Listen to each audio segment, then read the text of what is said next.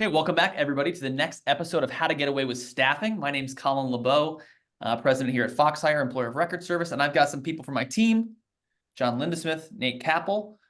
We're going to talk to you guys about how to build a back office. This is our second episode in this series, and the first one we focused on insurance. This one we're going to focus on software to run the back office. So, first and foremost, I think it's important for us to talk about why we are naming this series How to Build a Back Office, because that implies there's a front office. So front office versus back office, I think would be a great place to start.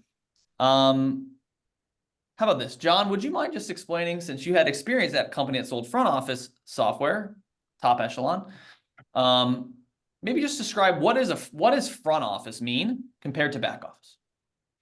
I'm sure I won't hit on all of the topics of front office because it can be very broad, but so my understanding of front office is that includes most of your upfront candidate research and tracking of job orders, tracking of clients. So your front office would be built out of stuff such as your applicant tracking software. Many of those ATSs, as we call them, also have a customer relationship management component to them, which is your CRM, as we call that part of it. So those are the two main things that I always feel like build out your front office.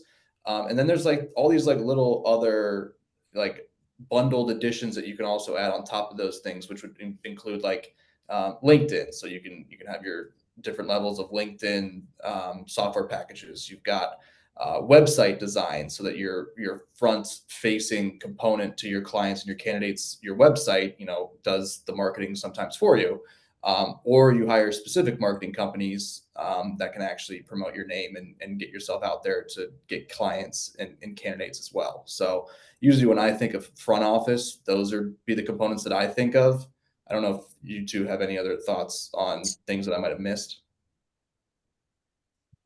I personally, in my mind, I think of it as a more consumer based on the front end and more management on the back end, right? So on the front, when you're consuming, it's data, it's analytics, it's your marketing, your customer relations, things of that nature, and then things like applicant management software, applicant tracking software, or customer relationship management. Those things are on the back end. Lots of management is on the back end.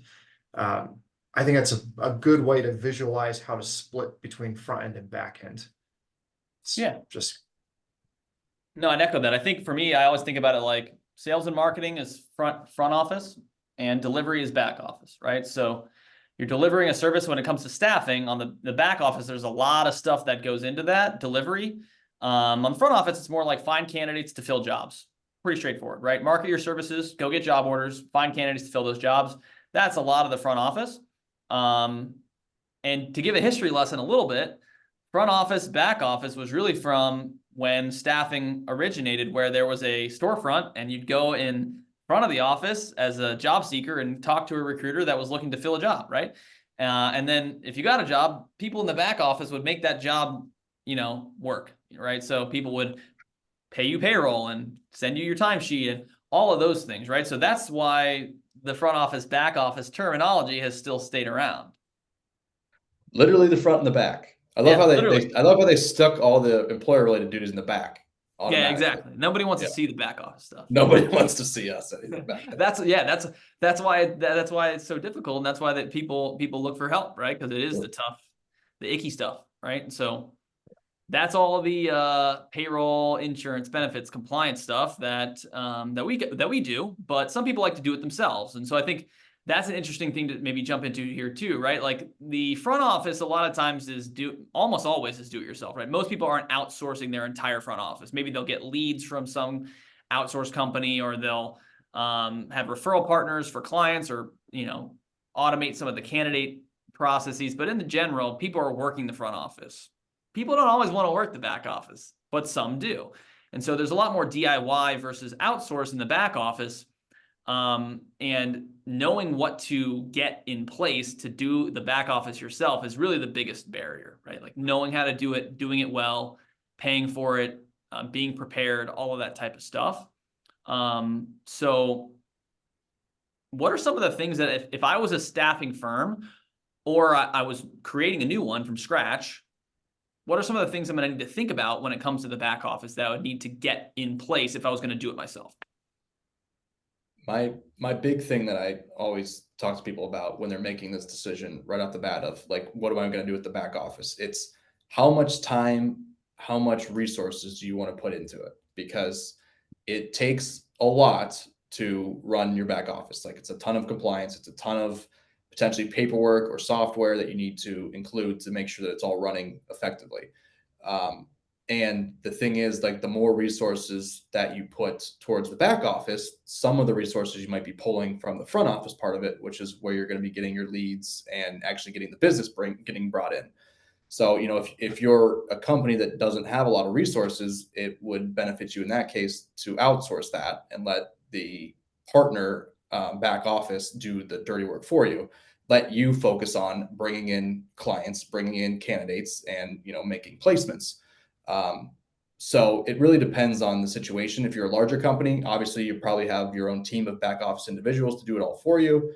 And outsourcing might not make as much sense if you want to put a team together to do that.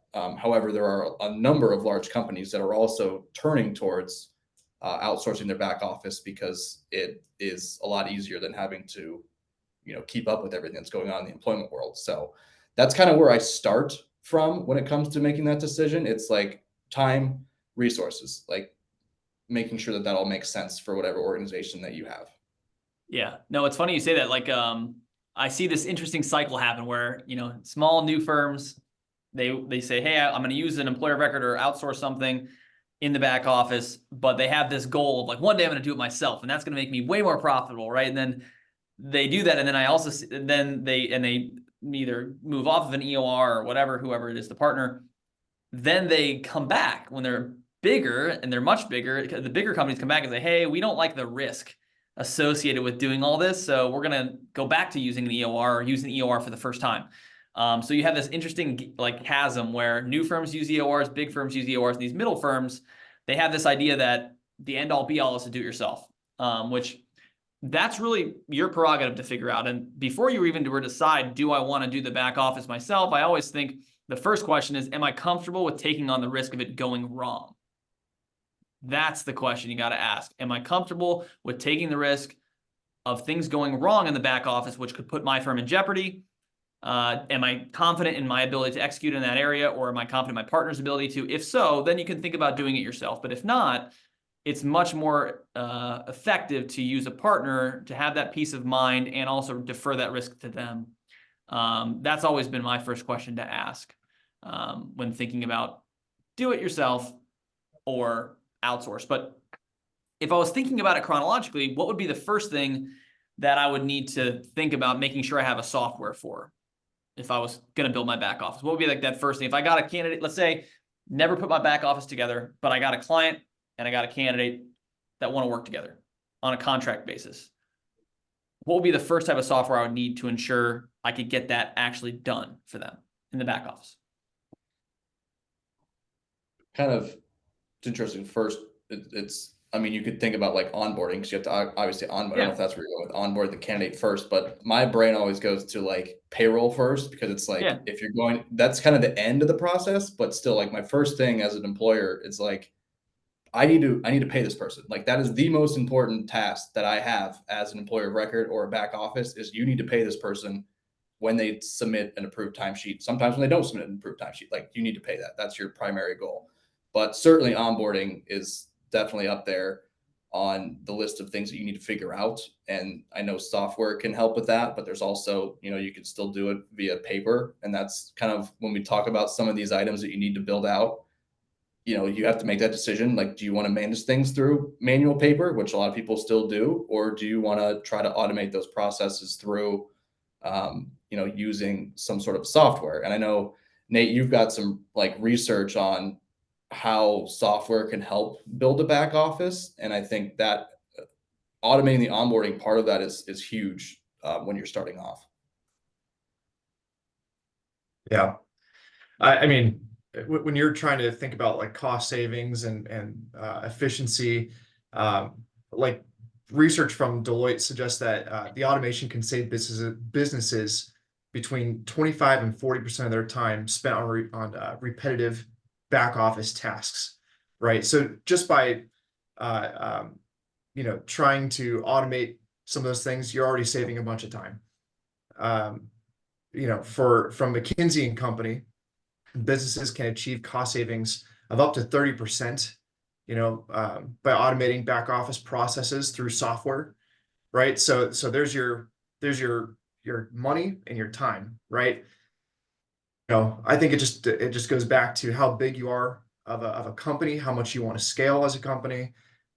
When you're hiring people, sometimes you have to stick with paper because you don't have another option. But if you can do software, payroll's where you start, for sure. I think the biggest mistake a staffing firm could make is not getting people paid the right amount or on time. That is your product when it comes to servicing your candidates. And your candidates happen to be the assets that make you money. So if you're not taking care of them, everything else isn't going to work. So to John's point, software for payroll, and that typically does incorporate onboarding services at this point, right? If you get an ADP or a Patriot software or a Gusto or whoever, usually onboarding is part of that. Now staffing is a little bit different. And so there's more tenuous onboarding things in addition to just a normal, software package for HR. But you don't pay people, everything else breaks down. So yes, you're going to need payroll. You're going to need onboarding. What else might I need to make that process of paying people easier? John, anything else you'd think of that you need to add to your repertoire of back office software to make things work? Certainly we'll need some sort of method of tracking time. So timesheet software lumps right into payroll to some extent. There's manuals, again, paper timesheets that I know are used very frequently throughout the industry. There are a number of good timesheet third-party software that you can use, such as like T-Sheets, that a lot of people use to track time and implement that into your back office software. You just need something that can track the amount of hours that are being worked by your employees, and then usually plug out a file that you can then take to your payroll provider to start the payroll process for those employees every week. So that would be, in my mind, the next thing you need. And then on top of timesheets, a lot of those also have an expense part of that as well. So if you have expenses throughout the job, or your employees have expenses throughout the job, they can also get paid for those expenses, in payroll as well. So timesheet and expenses kind of go hand in hand a lot of times and utilize a lot of the same software. But that's certainly another important piece that you need to use when it comes to getting to payroll accurately. Yeah. You know what I love about an approved timesheet is it means I can invoice my client for it. So having an approved timesheet through software not only gets that person paid and make sure I know how much to pay them, but it also means if the client approved it, I can send an invoice. That should eliminate a lot of the disputes that happen with employees working and then not being able to get paid for their work. So I do like a digital timesheet. I like it because I get approval from the client. I can pay, makes it easy for me to know how much to pay. And that time and attendance does usually come from some type of HR package software. You might have all of those things in one. If you use an EOR, they might also bring timesheets to the table. We have our own as well. But what about VMSs, right? Like a lot of the staffing and recruiting firms we work with VMSs, and they bring their own timesheets to the table. So how can I reconcile that timesheet with maybe a timesheet that I have to use, or a system that may not take that timesheet, and make it easy for me to pay because maybe the format's different or whatever? You have a number of options with that as well. Some of that would be, you could make the employee double punch into your timekeeping system. So they would use the timesheet in the VMS and then come into your software and either, use your timesheet or potentially manually fill out a timesheet if that's what you're using to get over to payroll. I know, there's integrations that VMS and MSPs can set up so you can get that data flowing from the VMS right over to your payroll software and make sure that seamlessly flows from system to system. So that would be another option as well. I know some companies that will log into the VMS and pull the timesheets every week for their employees as well, and then use those in their payroll software too. So there's a number of different avenues that you have, especially through, you know, APIs and integrations that we have that are becoming more common through the industry to make sure that you're getting that approved time data from the VMS. Yeah. Working across those different systems can be difficult. So yes, you probably need your own timesheet system, but be aware that if you start engaging clients that use VMSs, vendor management systems, they typically bring their own timesheet to the table. And it can make it a little clunky for your employees if you're not set up to manage the data transfer from one timesheet system to the other. Those systems also can be self-invoicing, right? So you don't actually have to send an invoice to a client because the VMS system sends the invoice to the client on your behalf. But accounting for that, you're going to have to put that somewhere, right, in your accounting software, and you're probably going to want to record an invoice anyway. So you will also need an invoicing system that can clearly articulate how many hours an employee worked, how much their bill rate was, what the total amount is, where the client needs to pay you. More tech forward, you know, staffing firms maybe make it easier to pay if you can click and pay with some type of ACH pull or credit card, things like that. So time and expense / invoicing sort of goes hand in hand together. They sort of make each other work. So those would be two other systems you got to think about. The only thing I'd like to just add real quick to the timesheet discussion is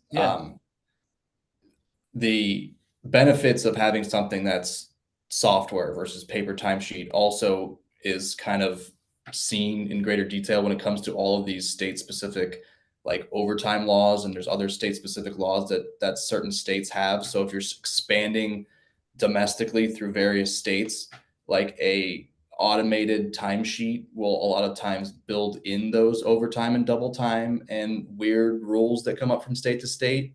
And that way you don't miss something if you're, you know, trying to do it manually, because it is hard to keep up with all of the changing laws that happen from state to state. So or county to county or city to city or county to county. Sheesh, you're right. So yes, that's another thing just to keep in mind as you're building out your back office. Like you're constantly keeping up with the compliance of all these ever changing state, county, city laws that you have to keep track of. And that, like you said at the beginning, Colin, brings you back to like how much risk do you want to put on yourself to keep up with all that stuff? Because then, you know, you could be having problems down the line if you're not complying with all these laws. Right. What else? What else are we not thinking about? What other softwares do you think you would need if you were building your own back office? Besides what we've talked about already. Right in hand with timesheets and payroll, you have invoicing, right? You need to make sure that you get paid. Otherwise, if you're not getting paid, you're not, you know, you're not able to run your employer of record business. So so you need some sort of invoicing software. Yep. What about reporting? Reporting what's going on in the business, I think, is an interesting. That's a great one as well. I mean, there's reporting to keep track of your employees and your time and, you know, your timesheets and getting that over to invoicing. So your books are aligning. I mean, there's reporting such as, you know, specific benefit requirement report, like ACA compliant reporting that you have to keep in mind, such as like, you know, generating the W-2s every year, generating your 1095-C forms, just to name like a couple of those government forms you have to do and remember to generate every year. So there's certainly added functionality that you need to keep in mind from a reporting standpoint that's not just the time and employee data that you're trying to provide back to people. You also have to remember that there's compliance reporting on top of that, which is sometimes a pain to have to get at the end of the year. So that's certainly another thing to keep in mind. No doubt. Workers' comp stuff. So a lot of different reports that you might need to pass to third parties to verify you're doing things correctly, to share data with people that need to charge you money for things like insurance, a lot of stuff to make things work and make things run. So yeah, I mean, I think we've hit on the main things that you need to think about. So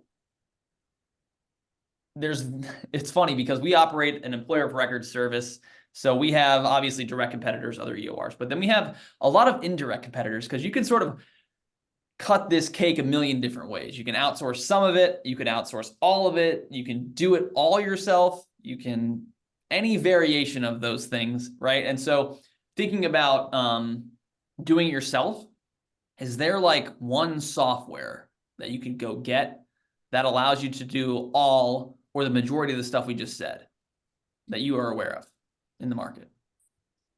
You're doing it yourself, not if you're using EOR, but if you're doing it yourself. I know, like, if you're talking like front office, back office, plus the EOR component, I know, you can do the EOR component yourself, but Bullhorn has software, as does Aviante, kind of two of the bigger ATS systems.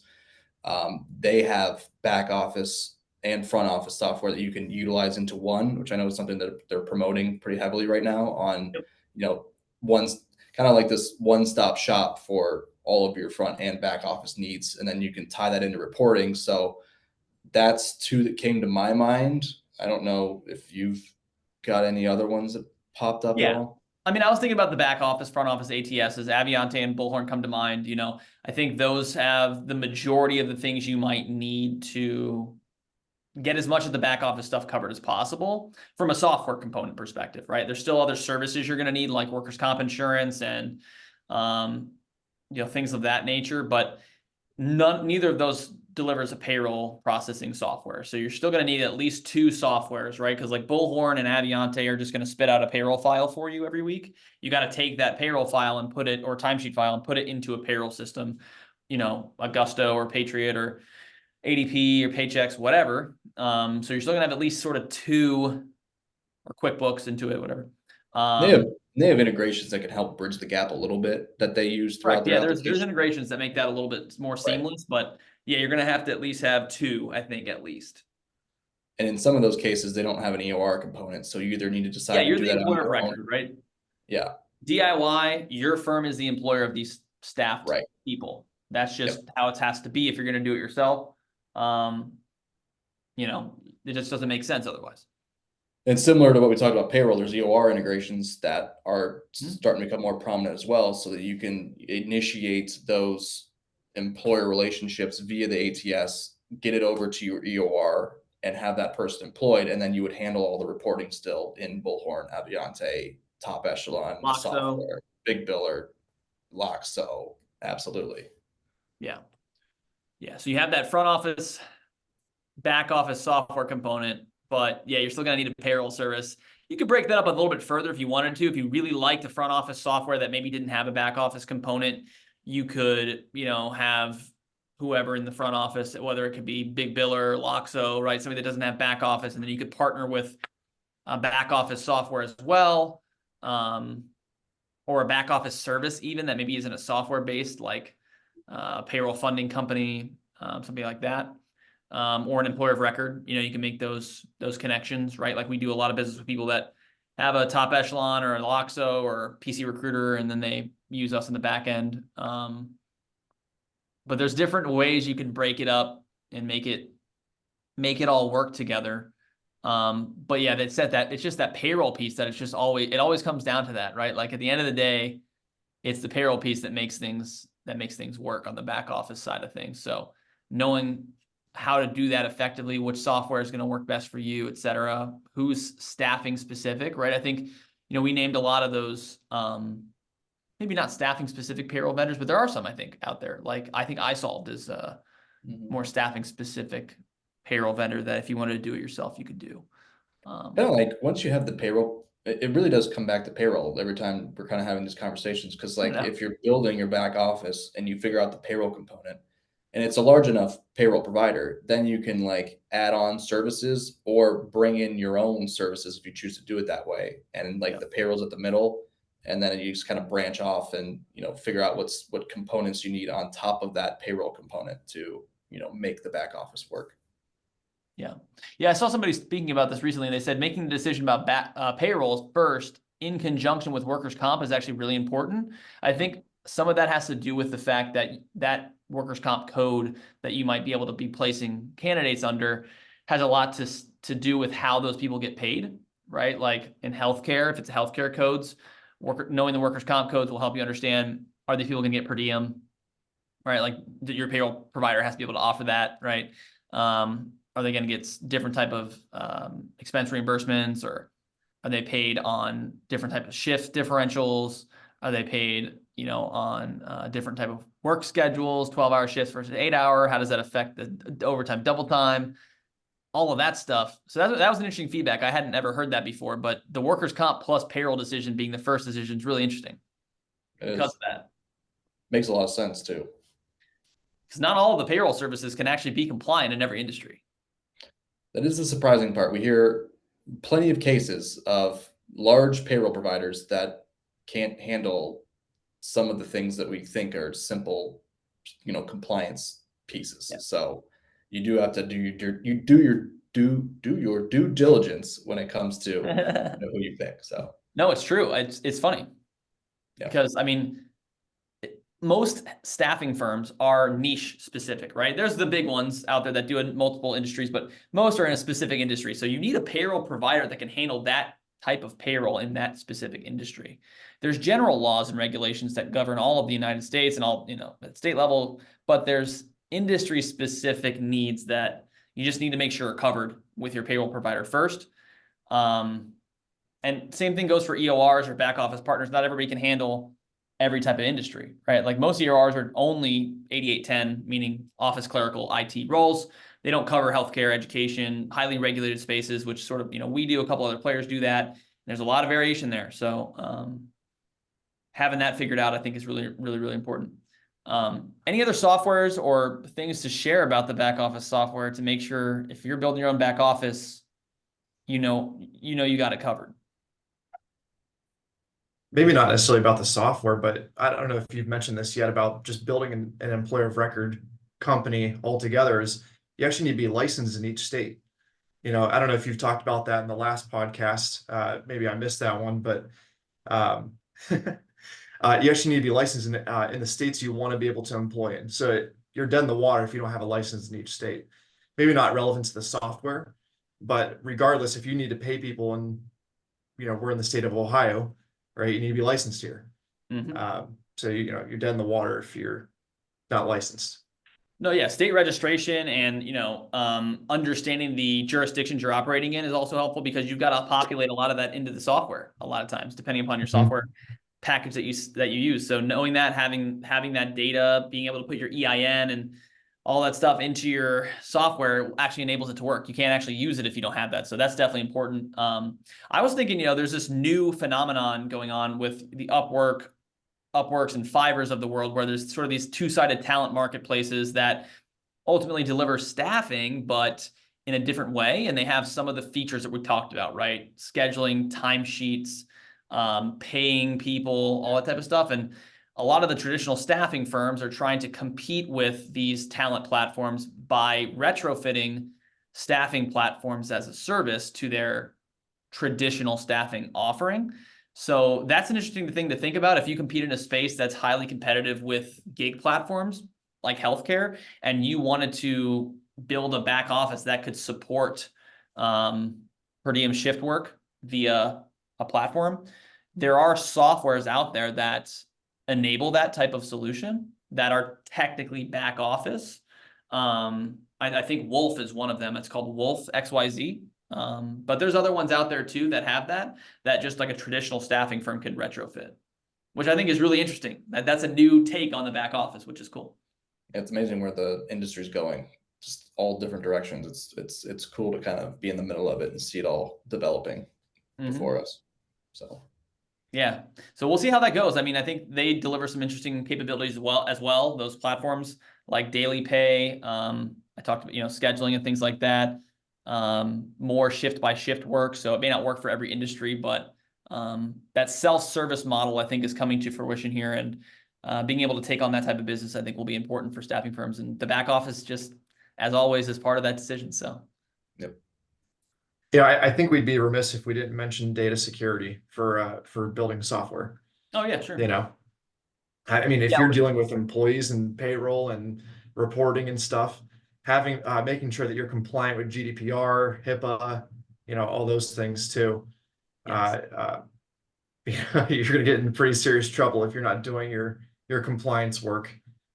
Yeah, Right. hopefully the vendors that you use are going to have a lot of those protections in place, right? And they're going to be firms that you can trust with your data.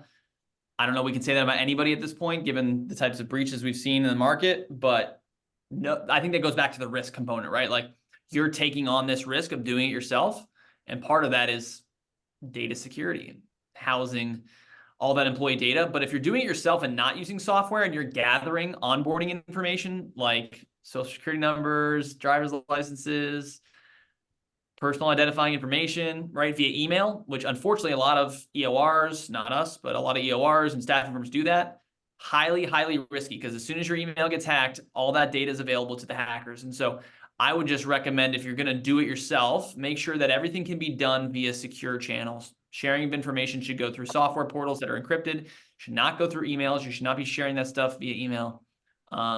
Great points though, Nate. Like I think data security is decision, because you're taking on that risk of being the employer if you're doing the back office yourself, and that all falls to you.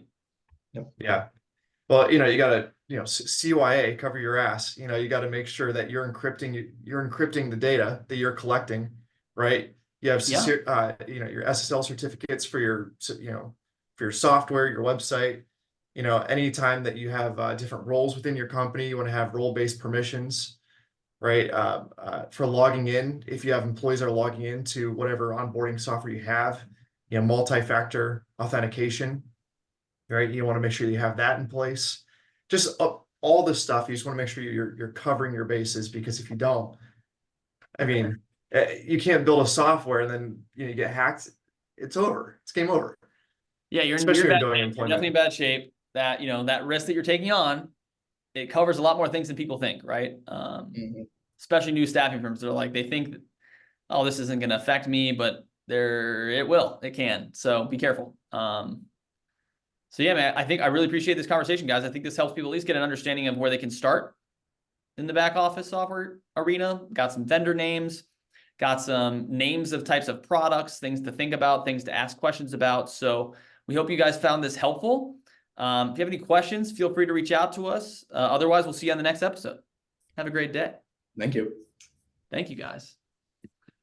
Bye, everyone. I can end this meeting. Cut this part, Nate.